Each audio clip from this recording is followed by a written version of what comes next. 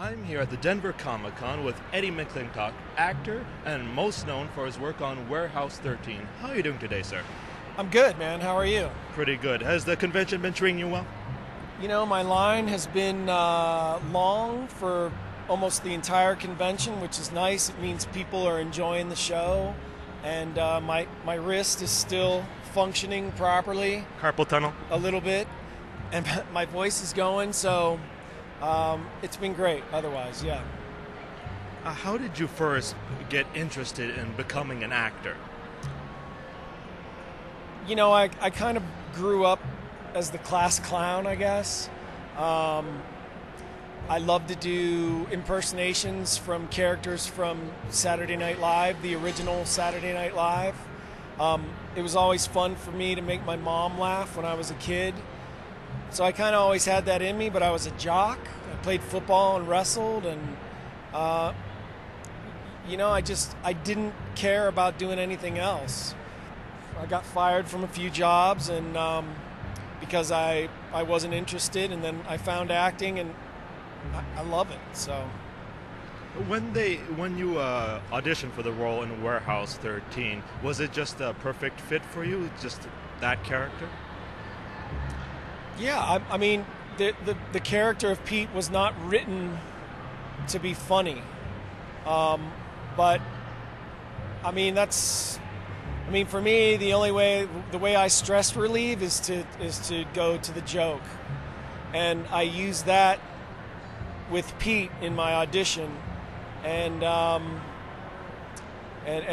then after I got the job, the character, if you watch from the beginning, you'll see he just develops. He becomes more of what he is now.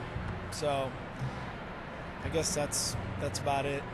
I've heard that the Warehouse 13 will only have one more season in it.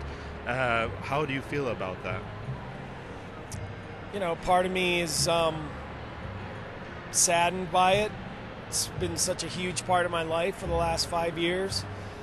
Part of me is relieved. I mean, I've had to travel to Toronto every year and stay in Toronto away from my wife and my kids and my house. But I've made another family with the people at Warehouse 13, and I just figure we had a really good run, and people will be able to continue to watch us on DVD or online, and we're going to try, and I don't know if it's going to be a Kickstarter or what, but we're going to try and do a Warehouse 13 movie. That sounds fantastic. Yeah. As it goes along with your acting, you're also an artist. Have you always been interested in painting? Yeah, I mean, as a kid, you know, back in olden times, they didn't have iPads to give to the kids. So I would go places, and first thing is I'd ask my mom for a pencil, and I would draw. And I've just always drawn, I've always painted, and it's always just been a part of my life. And you can find his paintings on his website. Hello, www.eddiemcclintock.com. Plug. So is there any memories, very fond memories, that you'll be taking away from Warehouse 13? Well, you still have some time left, but...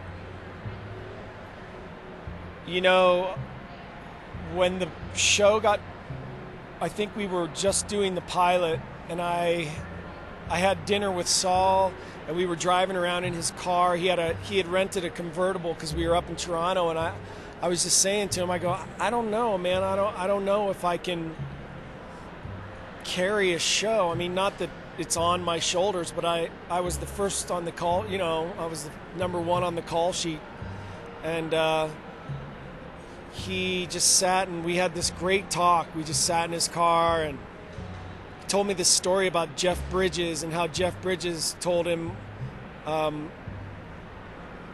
just to believe that you're enough. You know, just believe that you're enough. You wouldn't be here in this position if people didn't think that you were ready for it. And so I think that's probably what I'll take away, among other things. Sounds like good advice. I think so too. Lastly, one of the things that constantly comes up in Warehouse 13 is the cookies. Has it affected your waistline? It did. Last year, there's an episode that just aired where Pete is like, we're supposed to be in Hawaii because Pete puts on King Kamehameha's lei, and they asked me to do it with my shirt off, and I was just like, no, because it was mid-season, and there's all these cookies, and I have a hard time staying away from them. So I've ran 150 miles in the month of May this past month because I'm training to get back in shape for the show, because no one wants to see me take off my shirt and have my gut come spilling out all over my chinos.